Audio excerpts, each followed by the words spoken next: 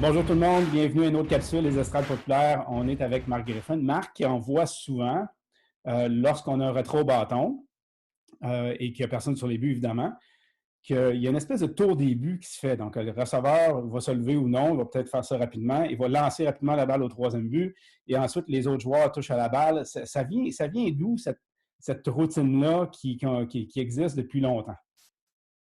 Oui, bien, excellente question, effectivement. Puis c'est pas juste pour les retraits sur des prises, en passant, c'est lorsqu'il y a un retrait au premier but, évidemment, pas de coureur sur les sentiers lorsque le retrait est effectué. On peut aussi lancer la balle autour des joueurs à l'avant-champ. C'est assez simple, André, en fait, c'est qu'on veut garder les joueurs actifs. Le but premier, c'était que, bon, à une certaine époque, le gars était retiré sur des prises ou peu importe.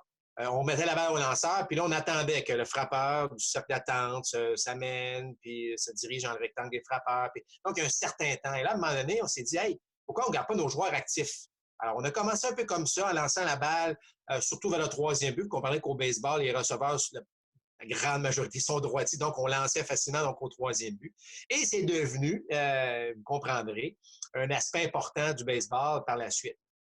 Par contre, André, il y a un certain, je vais dire, trajet à respecter lorsqu'on effectue ce genre de jeu. Lorsque, par exemple, il y a une troisième prise, puis le receveur lance au troisième. Pourquoi il lance au troisième? Je viens de le mentionner. Mais par la suite, il fait quoi avec? Ben, écoute, on va le montrer aux gens, puis tu vas le décrire, Marc, OK? Les gens ne s'attendent pas à ça, là, mais checkez bien mon chandail.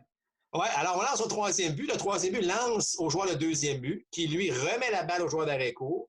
Et on remet la balle au joueur de troisième but, qui lui va remettre la balle à nouveau donc au lanceur. Donc le joueur de troisième but va toucher à la balle deux fois dans ce cas-ci.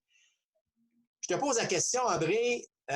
On remarque que le premier but, s'il y a par exemple un retrait sur des prises, ne touche pas à cette balle. Pourquoi on fait ça?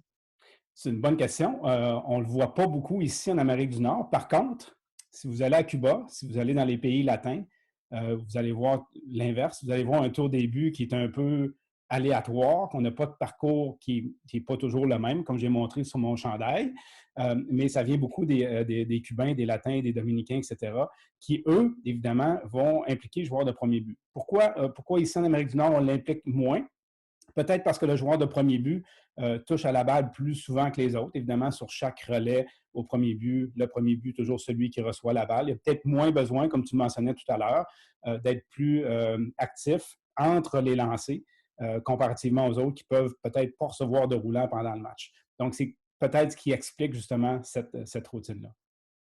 Bon, vous comprendrez évidemment que les voltigeurs ne sont pas impliqués parce que là, on ne commencera pas à lancer la balle, puis là, la balle est échappée. Donc, les voltigeurs, malgré tout, évidemment, la part entière de l'équipe ne participe pas à ce tour. Mais André, on en profite aussi parfois pour donner un petit spectacle parce que, vous savez, lorsqu'il y a un retrait sur des prises importants en fin de rencontre, puis il reste par exemple un seul retrait, on voit que les gars tournent la balle, se donnent un peu en spectacle, mais c'est pas d'hier qu'on se donne en spectacle. Non, c'est pas d'hier. Puis certaines légendes nous expliquent que ce tour des buts-là viendrait aussi du fait que il y a plusieurs années, dans le début du baseball, entre les lancers, entre les frappeurs surtout, donc les joueurs s'exécutaient en spectacle aussi pour donner une performance aux spectateurs qui venaient les voir. Donc on faisait des tours avec la balle, un peu comme vous voyez dans les vieilles images, avec le gant qui tenait la balle entre les jambes, etc. Donc on donnait un spectacle entre les frappeurs, histoire justement d'offrir justement un meilleur spectacle aux spectateurs qui venaient les voir à l'action.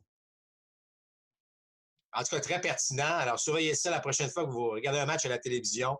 Lorsqu'il y a un retrait, personne sur les buts, évidemment, vous allez voir la balle tourner assez rapidement. À la prochaine tout le monde pour une autre capsule.